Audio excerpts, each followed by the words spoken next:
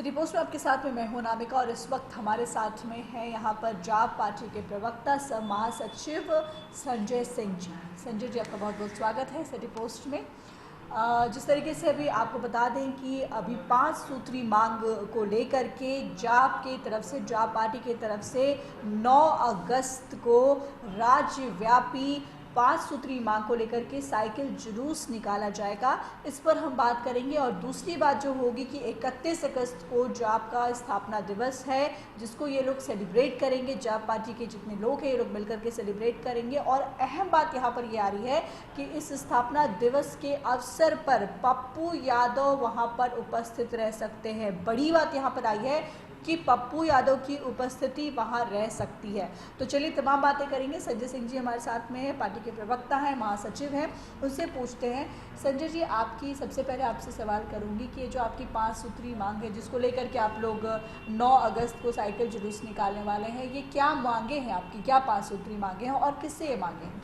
सबसे पहले मैं आपको जानकारी दे दूं कि आज हमारे जाप पार्टी के कार्यालय में कार्यकारिणी की बैठक हुई जी। तो सर्वसम्मति से निर्णय लिया गया कि 9 अगस्त को क्रांति दिवस के अवसर पर वर्तमान 5 मुख्य मुद्दे हैं, जिसमें साइकिल जुलूस होगा, राज्यव्यापी होगी।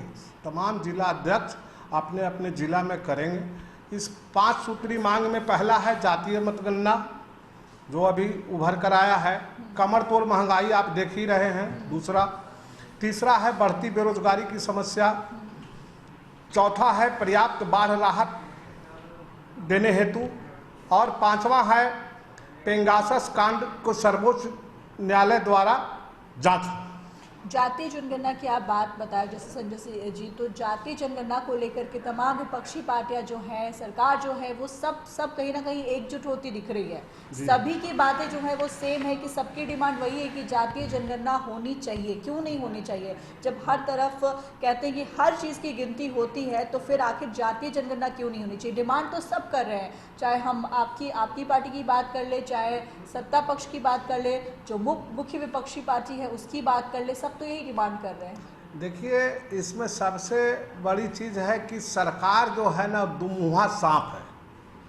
कभी तो जिस समय मतलब किसी भी तरह का मैटर आया हो तो ये 2 धारी तलवार की तरह काम करते हैं। अभी जबकि ये कह रहे हैं जातीय जनगणना के ऊपर, तो कर्नाटक सरकार ने अगर केंद्र सरकार विरोध किया, वैसी परिस्थिति में कर्नाटक सरकार देखे कि जातीय मतगणना कराया। उसी तरह इनको भी पावरफुल थे ही, सरकार है, सब कुछ। गठबंधन का क्या करेंगे संजय जी? अब गठबंधन का सरकार का तो ये स्थिति है कि हम लोग को तो लगता है कि ये सरकार ज्यादा दिन टिकाऊ है नहीं। एक तरफ भाजपा अलग देख रहे हैं कि अपना राज दरबार चला रहे हैं, नीतीश बाबू अलग राज दरबार चला रहे हैं, तो जनता को बरगला रहे हैं ना। एक्चुअल तो ये लोग धरती पर काम कुछ किए नहीं हैं, लेकिन आज दोनों ये दिखा रहे हैं कि हम काम किए हैं, चमकाने के फेरा में, लेकिन जनता सब देख रही है। यानी कि कहीं ना कहीं गठबंधन में दरार है। एकदम निश्चित रूप से दरार है। आपके देखिए, सम्राट जी खुद स्वयं उन्होंने कहा है कि कोई सुनता नहीं है। सम्राट जी कहे नहीं, सरकार में जितने भी मंत्री हैं। देखिए, सम्राट जी की आप बात करें, सम्राट जी तो लालू जी के समय में भी बने थे, लेकिन उनके भी नहीं हुए। उनके भी देखिए, यहाँ सम्राट जी की ही मैटर नहीं है। यहाँ तो मैंने देखिए कि न्याय व्यवस्था ने भी सरकार पर कटाक्ष करते हुए उसने साफ कहा था कि ये माइंडलेस सरकार है। तो अब इससे ज़्यादा तो ही क्या हो सकता है सरकार का, बताइए।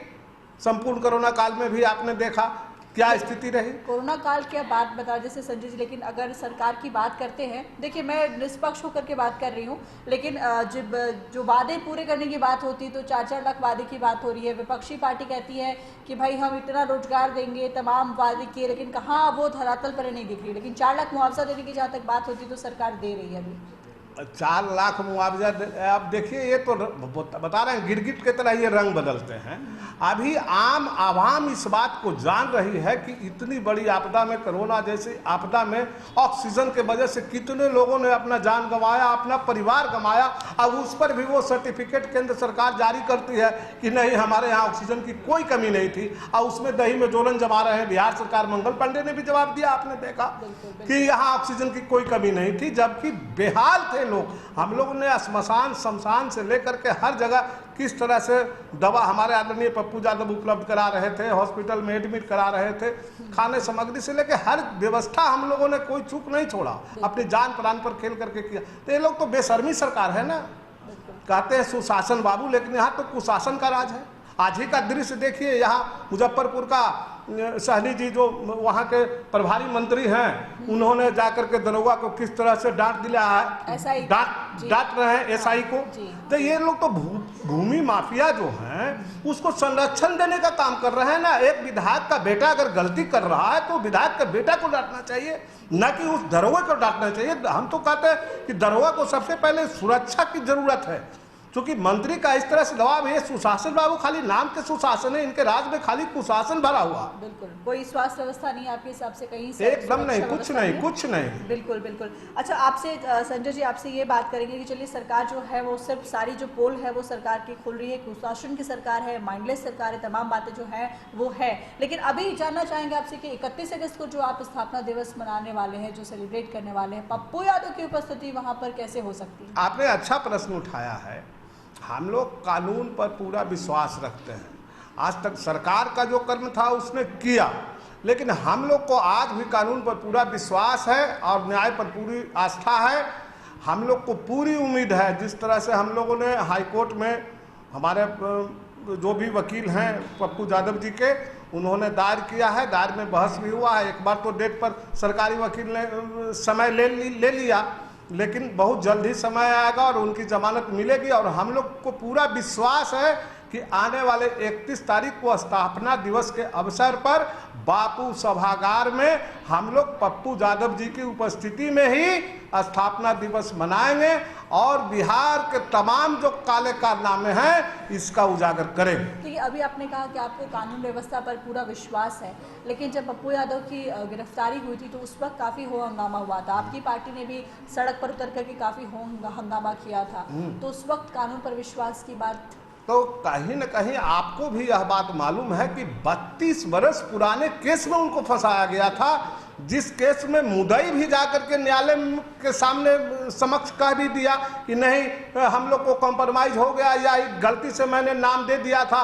और उस 32 वर्ष के अंतराल में देखिए कि 13 वर्ष तक तो ये सजा काटे, फिर बारंबार ये इनके साथ सिक्योरिटी लगी रही, सिक्योरिटी मधेपुरा जाते रहा, कभी इनका वारंट नहीं निकला, कभी कोई खोज खबर नहीं हुआ।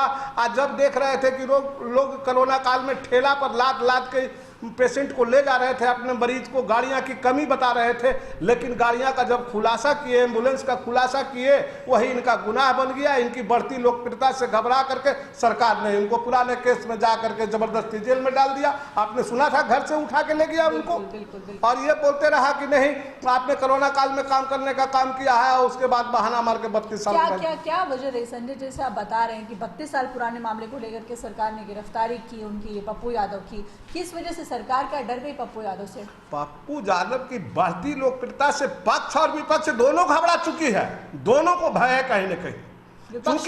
क्योंकि पप्पू यादव का जो व्यवहार रहा है, समाज के प्रति सेवा की भावना उनकी रही है, राजनीतिक कम रही है और सेवा ज्यादा रही है। बिल्कुल दिखा है, वो हम लोगों ने देखा है बहुत ज्यादा, क्योंकि पप्पू यादव जिस तरीके से लोगों तक, चाहे वो बाढ़ त्रासदी के समय हो, जिस तरीके से लोगों तक भोजन पहुंचाने की बात हुई, तमाम जरूरत की चीजें पप्पू यादव ने पहुंचाई थी। कोरोना काल में भी जो चीज देखी वो सारी चीजें हम लोगों ने देखी थी। तो क्या सरकार घबरा गई पप्पू यादव से? जी हाँ, बिल्कुल, क्योंकि आप भी जान रहे हैं इस बात को कि ये शासन जो कहते हैं सुशासन बाबू, धरती पर सुशासन नाम का कोई चीज नहीं रह गया है। यह तानाशाही सरकार है और तानाशाही के बल पर अभी तक कायम है, और इन लोग को आपस में भी तालमेल समाप्त होने जा रहा है, सरकार गिरने जा रही है। बिल्कुल, आपने कहा कि विपक्षी जो है वो भी डर गई है पप्पू यादव से। हाँ, विपक्षी भी बिल्कुल डर गई है। कैसे? विपक्ष को क्या डर है? विपक्ष को डर है कि ये अभी जो हम लोग भूमिका रहा सेवा का, जनता की सेवा का, तो विपक्ष का काम होता है कि अगर पक्ष कोई काम नहीं कर रहा है जनता के हित में तो उसको आईना दिखाने का काम करे। लेकिन आपने देखा कि विगत 6 महीनों से भाजपा के खिलाफ कभी तेजस्वी जी ने मुंह नहीं खोला था। तो अब इस तरह से तो हम लोग यही अंदाज लगा सकते हैं ना कि पक्ष विपक्ष दोनों घबराई हुई है। बिल्कुल बिल्कुल जी। तो तो चलिए, आप जिस तरीके से 31 अगस्त और 9 अगस्त का जो दिन है आपके लिए काफ़ी इंपॉर्टेंट है, आपकी पूरी पार्टी के लिए इंपॉर्टेंट है। क्रांति दिवस के दिन साइकिल जुलूस निकाल करके तमाम जो मुद्दे हैं इनके 5 सूत्री मांगे वो रखने वाले हैं, और दूसरी तरफ 31 अगस्त को पप्पू यादव की उपस्थिति हो सकती है स्थापना दिवस के दिन। तो हम सबकी कामना है कि पप्पू यादव आपकी स्थापना दिवस के दिन पहुंचे और आप लोग अच्छे से सेलिब्रेट करें। फिलहाल संजय जी, हमारे साथ जुड़ने के लिए बहुत बहुत शुक्रिया आपका। इस खबर में इतना ही। रामिका को दीजिए इजाजत। नमस्कार।